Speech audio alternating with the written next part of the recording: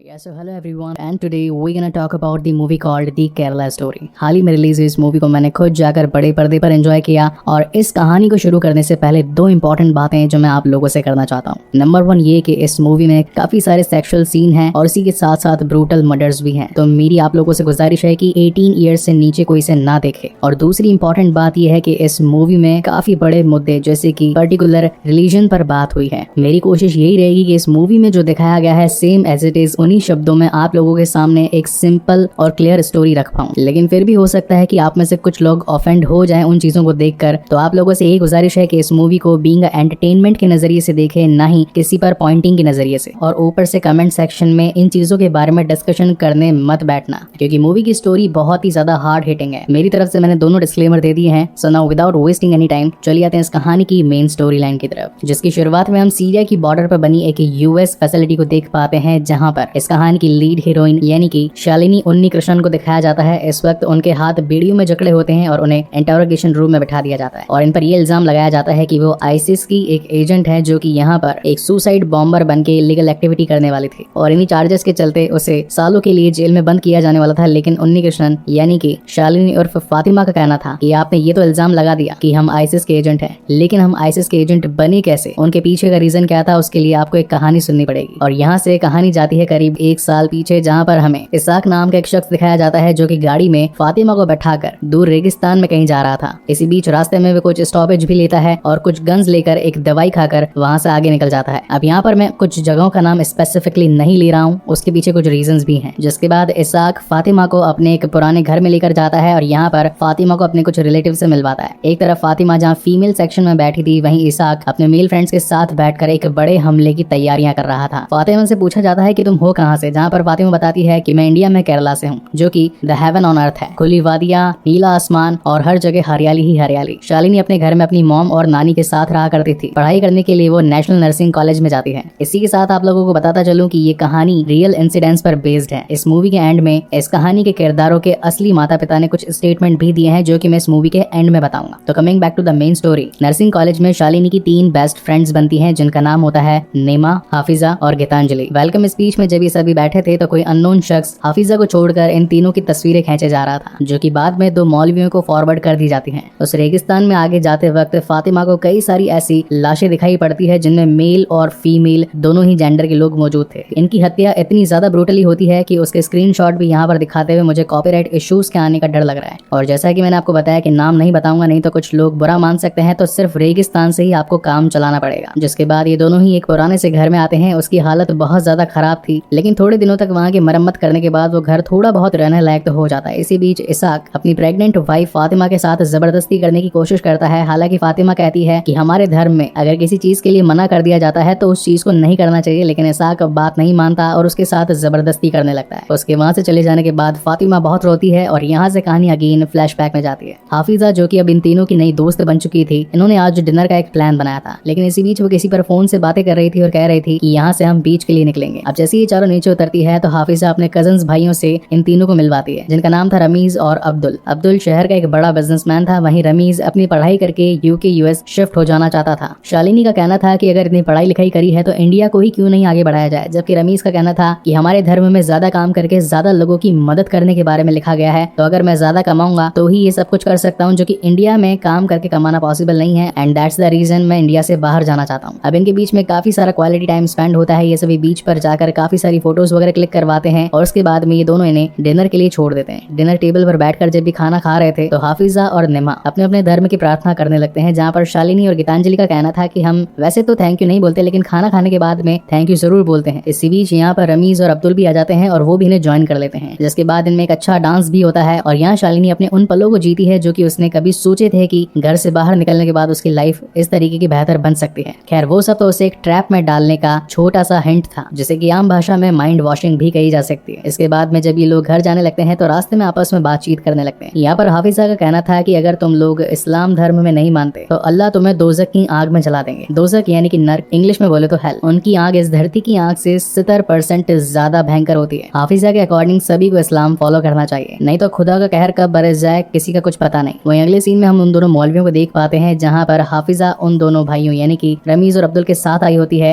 जहाँ वो दोनों कहते हैं कि इन लड़कियों से ताल्लुकात बढ़ाओ, यानी कि इनके कनेक्शन को और आगे तक लेकर जाओ, जरूरत पड़े तो फिजिकल रिलेशनशिप भी बनाओ। अब अपनी दोस्ती को और मजबूत करवाने के लिए हाफिजा इन तीनों को ही अपने घर पर ईद के लिए बुला लेती है, जहाँ पर ये सभी आपस में बैठकर खूब अच्छा टाइम स्पेंड करते हैं। वही सीन रेगिस्तान में शिफ्ट होता है, जहाँ पर इसाक फातिमा को कहकर जाता है कि मैं कुछ दिनों के लिए एक अर्जेंट काम से जा रहा हूँ, तब तक तुम्हें अकेला ही रहना होगा। यहाँ व्यूअर्स को पता चलता है कि इसाक टेररिस्ट ग्रुप के साथ मिला हुआ है और एक टेररिज्म एक्टिविटी के लिए ही घर से बाहर जा रहा था। इसी बीच मौका पाकर फातिमा घर से बाहर निकलकर मदद मांगने की कोशिश करती है, लेकिन रास्ते में एक और औरत जो कि भागने की कोशिश कर रही थी, उसे उसी रेगिस्तान में गोली मार दी जाती है। वहीं एक जगह उस टेररिज्म ग्रुप का लीडर एक औरत का हाथ काट देता है और उसके पति का गला काट देता है, सिर्फ इस वजह से कि उस लड़की ने लिपस्टिक लगाई थी और उसके हस्बैंड ने उसे ऐसा करने से मना भी नहीं किया। यहाँ फातिमा को हुस्ना नाम की एक औरत मिलती है जो कि बताती है कि तुम यहाँ अकेले में इस हालत में क्यों घूम रही हो, तुम तो ऑलरेडी प्रेग्नेंट हो। जिस पर फातिमा कहती है कि तुम भी तो अकेली घूम रही हो। तो वो हुस्ना बताती है कि जिसने उस औरत का हाथ काटा वो और कोई नहीं, मेरा हस्बैंड ही था, इसलिए वो मुझे नहीं मारेगा, लेकिन तुम जितना जल्दी हो सके यहाँ से छिप जाओ, लेकिन अगर भागने की कोशिश करोगी तो मारी जाओगी, जिसमें मैं तुम्हारी कोई मदद नहीं कर सकती। सीन अगेन इंटेरोगेशन पर आता है, जहाँ पर शालिनी को ये कहा जाता है कि तुम अपनी मर्जी से उस जगह पर आई थी, तो हम तुम्हारा विश्वास क्यों करें कि जो भी तुम बोल रही हो वो सच बोल रही हो। जिस पर शालिनी का कहना था हमें एक ऐसी दवाई दी जाती थी, दवाई तो नहीं उसे ड्रग्स कह सकते हैं, जो कि हमारा माइंड वॉश जितना जल्दी हो सकता था कर रही थी। उसे लेने पर हम हर किसी की बातों में आ जाया करते थे और जो भी वो लोग कहने लगते थे हम उसे सच मानने लगते थे। यहाँ पर हम एक शख्स को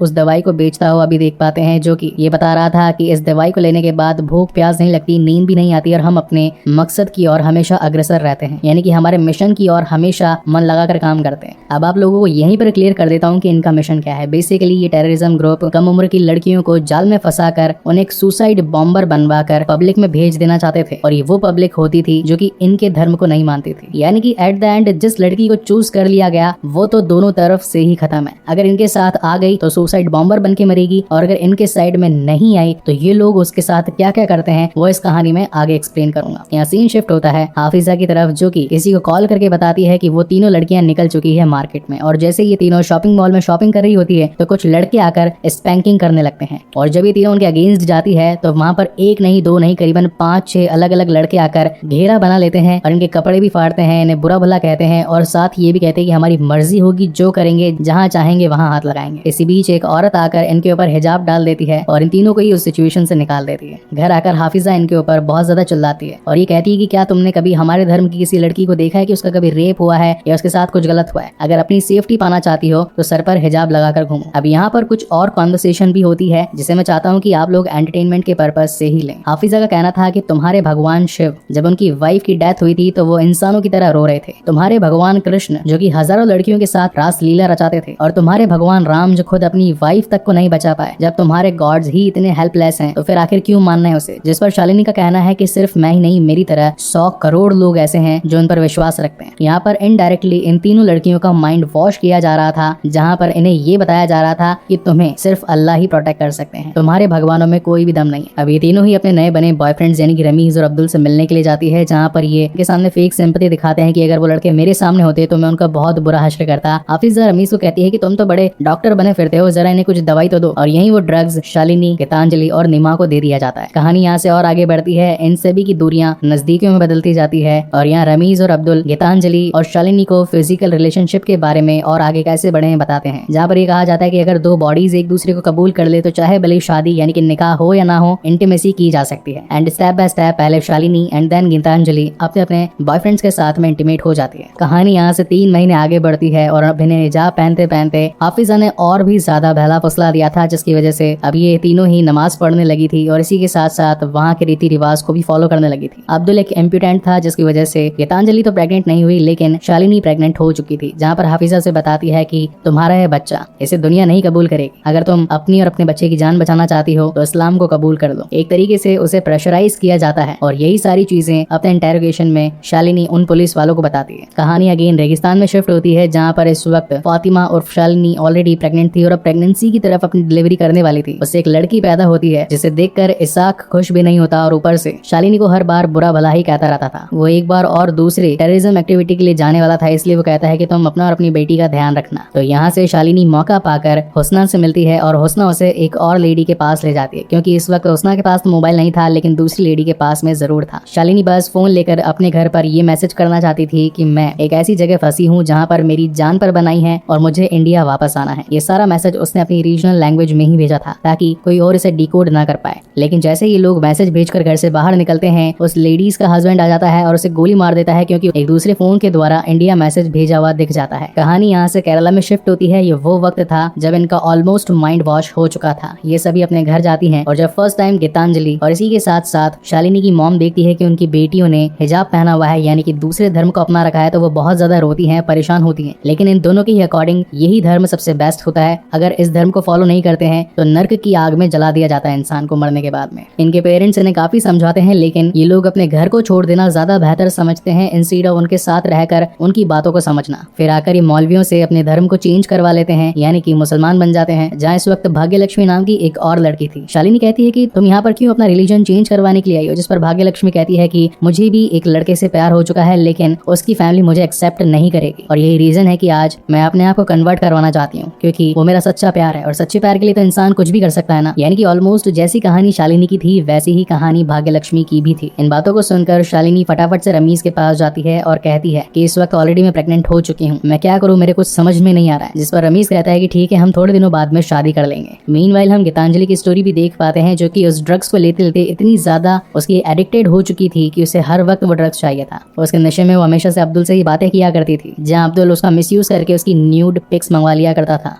एक दिन तो हद तब हो गई जब हाफिजा ने उसे कहा कि तुम्हारे पेरेंट्स अगर तुम्हारे इस बात से खुश नहीं है तो उन्हें इनकार कर दो, नकार दो उन्हें और हमेशा से अपने माँ बाप होने का हक गवा दो। जहाँ पर लिटरली इस मूवी का एक ऐसा सीन था जिसने मुझे भी मजबूर कर दिया कि मैं गाली दे दूं। खैर इमोशंस में नहीं जाते हैं, डायरेक्ट स्टोरी पर आते हैं, जहाँ गीतांजलि और अमीशा अपने पेरेंट्स के पास आती है, जहाँ उसके फादर हॉस्पिटलाइज थे और वो अपने फादर के मुंह पर थूक कर जाती है, सिर्फ इसलिए क्योंकि उन्होंने इस्लाम धर्म नहीं अपनाया था और जो उनके धर्म का नहीं है, यानी कि वो काफिर है। ऊपर जाने पर ऑलरेडी अल्लाह उन्हें दोज़ख की आग में जलाएंगे। अब यहाँ पर मैं स्पेसिफिकली किसी रीजन को टारगेट करके कुछ बुरा भला नहीं कहना चाहता। जो भी इस कहानी में दिखाया गया है सिर्फ वही चीजें आप लोगों के सामने रख रहा हूँ। नो हेट टू मुसलमान, इस्लामिक धर्म और Islamic people, just take it as a knowledgeable purpose. बुरे ये लोग नहीं, बुरे वो टेररिज्म ग्रुप है जो कि धर्म की आड़ में लोगों से ऐसे काम करवा रहे हैं। मैं अगेन रिपीट करता हूँ कि बुरा कोई धर्म या फिर कुछ लोग नहीं, बल्कि वो टेररिज्म ग्रुप है जो कि अपना काम निकलवाने के लिए कुछ मासूमों की जान से खेल रहे हैं। यहाँ सीन शिफ्ट होता है गीतांजलि पर, जिसे अब्दुल का कॉल आया था और वो उसे सीरिया चलने के बारे में कहता है। गीतांजलि को सब कुछ समझ में आ चुका था कि ये पहले नॉर्मल लड़कियों को प्यार में फंसाते हैं, उनके साथ सेक्सुअल कनेक्शन बढ़ाते हैं और जब लड़की उनके ट्रैप में फंस जाती है तो उसे सीरिया ले जाकर दूसरे और भी गलत गलत काम करवाते हैं। तो वो उसे नामर्द कहकर उसका कॉल काट देती है, जिस पर अब्दुल का कहना था कि मैं तेरे न्यूड्स पूरे देश में फैला दूंगा। मीनवाइल फातिमा और शालिनी आकर मौलवी जी से अपनी शादी के लिए बोलती है, जहाँ पर मौलवी जी बताते हैं कि रमीज तो कुछ ही दिनों पहले अपनी फैमिली के साथ में मालदीव भाग गया। तो शालिनी डर जाती है कि आखिर मैं करूँ तो क्या करूँ, क्योंकि मैं तो ऑलरेडी प्रेग्नेंट हूँ, ना ही समाज मुझे अपनाएगा, ना ही कॉलेज मेरी हेल्प करेगा, मेरे फ्रेंड्स तो ऑलरेडी यहाँ पर है नहीं और घर वालों से मैं दगा कर चुकी हूँ। इससे बेहतर यही है कि मैं मर ही जाऊँ। यानी कि इंसान इतना ज्यादा डिप्रेस हो चुका था कि एट द एंड उसने अपने आप को खत्म करने के बारे में सोच लिया था। और सिर्फ ऐसा मूवीज में ही नहीं दिखाया गया है, रियलिटी में भी ऐसा हो रहा है। इस मूवी के एंड में कुछ ऐसे नंबर्स दिखाए गए हैं, ऐसे आंकड़े जो कि आपका दिमाग हिलाकर रख देंगे। पिछले 10 सालों में 32,000 ऐसे कन्वर्जन हुए हैं जहाँ लड़कियां हिंदू, सिख, क्रिश्चियन और अदर रिलीजन से डायरेक्टली इस्लाम को अपना लेती है, जिसके पीछे की कहानी है टेररिज्म को और ज्यादा बढ़ावा देना। मौलवी जी का कहना था कि तुम्हें इसाक नाम का एक शख्स बता देता हूँ जो कि पहले कैथोलिक था, उसने हाल ही में इस्लाम को ज्वाइन किया है। अगर तुम चाहो तो मैं तुम्हारी शादी उससे करवा देता हूँ, वो तुम्हारे बच्चे को अपना नाम देगा, जिसके बाद तुम इंडिया से दूर जाकर अपनी जिंदगी को आराम से जी सकती हो। शालिनी के पास में और कोई चारा नहीं था ऐसा करने का और वो उस शादी के लिए हाँ कर देती है। कुछ ही दिनों बाद उसकी शादी होने वाली थी। इसी बीच उसकी मॉम उसे रोकने वाली थी कि ठीक है, अगर तुम दूसरे धर्म में कन्वर्ट होना चाहती हो तो हो जाओ, किसी और लड़के से शादी करना भी चाहती हो तो कर लो, लेकिन मेरे घर पर आकर रहो। इनफैक्ट मैं खुद भी इस धर्म को अपना लूंगी, लेकिन इंडिया को छोड़ करके मत जाओ। लेकिन हाफिजा ऐसा करने से उसे रोक देती है और बोलती है कि जो हो चुका है वो हो चुका है, अब इसे रोका नहीं जा सकता। ये बात तो शालिनी की मॉम गीतांजलि को बताती है, क्योंकि गीतांजलि तो संभल चुकी थी कि उसे ऐसा नहीं करना है, लेकिन वो अब कुछ नहीं कर सकती थी। वो अपनी दोस्त के लिए बहुत ज्यादा रोती है। इसी बीच ये न्यूज आती है कि एक नर्सिंग कॉलेज में पढ़ने वाली लड़की की न्यूड्स मार्केट में शेयर हो चुकी है, बांग्लादेश, पाकिस्तान, सिंगापुर और मलेशिया से आई कुछ फोटोज की वजह से। अब तो उसके घर के सारे फोन बजने लगे थे, पूरे रिलेटिव्स, इसी के साथ फ्रेंड्स का कॉल आने लगता है। गीतांजलि समझ चुकी थी कि ये उसी की ही फोटोज थी और अब एट द एंड उससे सुसाइड करने पर मजबूर होना पड़ता है। ये सारी बातें शालिनी अपने इंटेरोगेशन में बता रही थी। कहानी सिर्फ यही नहीं रुकी थी। इसी के साथ उसकी दूसरी फ्रेंड निमा, जिसे भी कुछ और दूसरे लोगों ने कांटेक्ट किया और अपने धर्म में शामिल होने के लिए कहा, लेकिन उसने ऐसा करने से मना कर दिया। तो उसकी ड्रिंक में उन्होंने ड्रग्स मिला दिए, जिसके बाद उसे एक घर पर ले जाकर डेली 18 से 20 लोग रेप किया करते थे। थे। इस सीन को देखकर सचमुच मेरी खुद की रूह कांप गई कि अपने मिशन को कामयाब बनाने के लिए ये कुछ लोग किस हद तक गिर सकते हैं जिसकी कोई सीमा नहीं। I am thankful to God कि उन्होंने मुझे ऐसा काम दिया जहाँ पर मैं कोई इंपॉर्टेंट इन्फॉर्मेशन आप लोगों तक पहुंचा सकता हूँ। बहुत सारी ऐसी फैमिलीज हैं, ऐसे लोग हैं जो कि थिएटर जाकर इस मूवी को नहीं देख सकते या फिर OTT का सब्सक्रिप्शन लेने तक के पैसे नहीं है। तो मैं खुश हूँ आज की कम से कम ये सारी इंपॉर्टेंट चीजें मैं आप लोगों के साथ में शेयर तो कर पा रहा हूँ। ये मूवी सिर्फ एक मूवी नहीं है बल्कि एक बिटर ट्रुथ है ऑफ द सोसाइटी। पुलिस के पास हेल्प मांगने जाओ तो वो एविडेंस मांगती है। जब एविडेंस से रिलेटेड कुछ दूसरी चीजें बताई जाती है कि ये कांड हो चुके हैं, आप कुछ एक्शन क्यों नहीं लेते, तो उनका कहना ये होता है कि दो